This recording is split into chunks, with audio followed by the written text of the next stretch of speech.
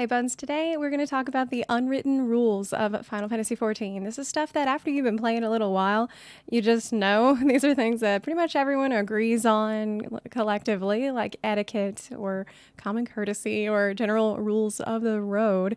But if you're a new player, you may not know about these things yet, so I'm here to point them out to you now. First of all, do not queue up for extreme or savage content using the duty finder.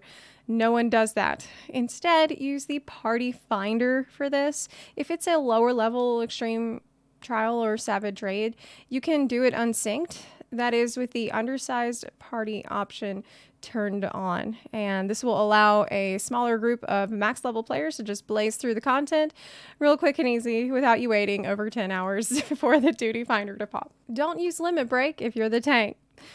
Don't use limit break if you're the healer in a dungeon, but you could use it if you're in a raid and you have 3 LB bars full and most of the raid is dead. That's an okay time to use limit break.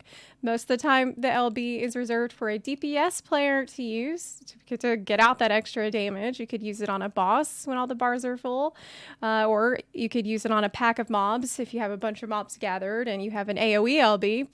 Though sometimes there are weird exceptions, like you would not want to use the limit break on the boss in the Chrysalis trial, because in that trial you are saving it for the ethereal tear in phase 2. That's what you want to use the LB on then. So because of those weird exceptions, that brings us to the next unwritten rule. Tell people if you're new. 9 times out of 10, they will be helpful and they will clue you in on weird mechanics like the one I just mentioned. Don't talk about mods in game. The pretty colors mods, the Viera hat mods, the bobs and dongles mods. Honey, just keep all that to yourself, please. Say hi when you join a group and bye when you leave. I mean, that's just common courtesy. I shouldn't have to tell you that. At least put the little waving guy in the chat. But I mean, if you're antisocial and you don't want to say hi to anyone, you can always say, oh, well. This way nobody will talk to you for the rest of the dungeon. Never stand in front of the boss with the tank unless it is specifically needed. In a lot of cases, you'll have a better view from behind anyway. Don't pull stuff on your own. Let the tank pull. But the tank was too slow. I don't care. If you don't like how they tank, you should play tank. If you aggro something, don't run around like a headless chicken. Just bring it to the tank and it'll be fine. If you are the tank and you notice that the healer is super far away and their sprint just ran out and they're huffing and puffing and gasping for air because they can't keep up with you, maybe wait for them to catch up first. Damn it, Jim, I'm a doctor, not a triathlete. If you notice a party member is watching a cutscene, you better wait. I'll find out if you didn't. If you pulled when some sprout was watching their little cutscene for the story and you ruined their experience, I'm going to come after you. I'm mad just thinking about it. Let them watch their cutscene. Then pull, okay? Respect their story journey. Damn. If you're the tank in a raid and the other tank doesn't have tank stance on before the pull, that means you're the main tank. So time to eat your shield oats, or actually rather it's iron will now. Change the name of it. Well, oats have a lot of iron in them, I think, so. When someone is jumping up and down in one place, especially if they're in a raid, it usually means that they're showing you the safe spot. They're saying like, here, right here where I'm at, whoa. But not always. Like there's some people that are just jump happy. So I wouldn't necessarily run straight to anybody that's jumping, but I think in a lot of cases that is true. Don't randomly invite people to your FC without whispering them first, because it's just gonna seem really pushy and it's gonna give them a wrong impression. I mean, even if they're like, wow, I would actually love to join the Butt Muncher Society. But with the way that they shove this invite in my face, forget it. You can just forget it. And then you'll be out, you will have missed out on a potential butt muncher. So don't do that. Don't spam emotes in the chat, okay? If you really gotta spam the emotes, make sure you turn off the little check that says put the emote text in the chat, so you're not spamming people with the emote text in the chat. I think you can actually get reported for doing that. Don't cover the quest NPC with your mount's fat ass. If someone else is doing this, you can actually press a button to target the thing that you are trying to interact with. Pretty helpful to know on a patch day when there's just crowds of people around an NPC. And that's in the keybinds window. Go to targeting, and it's like target nearest NPC or object.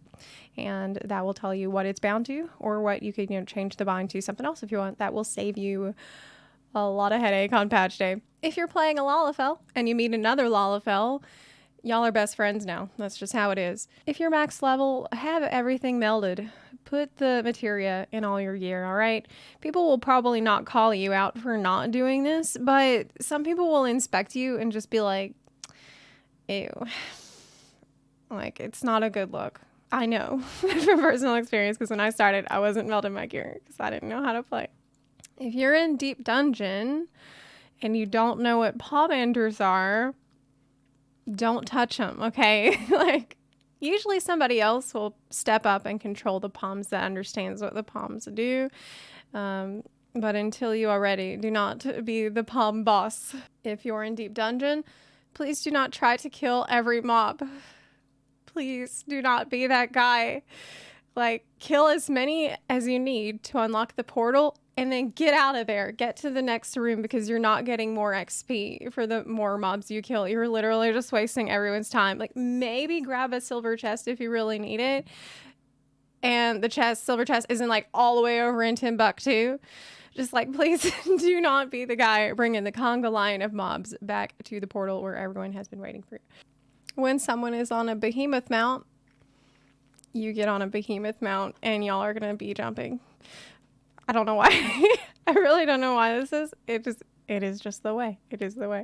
In the Thorn March trial, when the little Moogles start banging the drums and summoning the king, you have to dance. And if you're in Shiva and she's about to cast the diamond dust thing, you need to be doing an emote during that time too, so you can get a cool freeze frame. Don't join a farm party unless you're ready to farm the fight. That means, not learning it.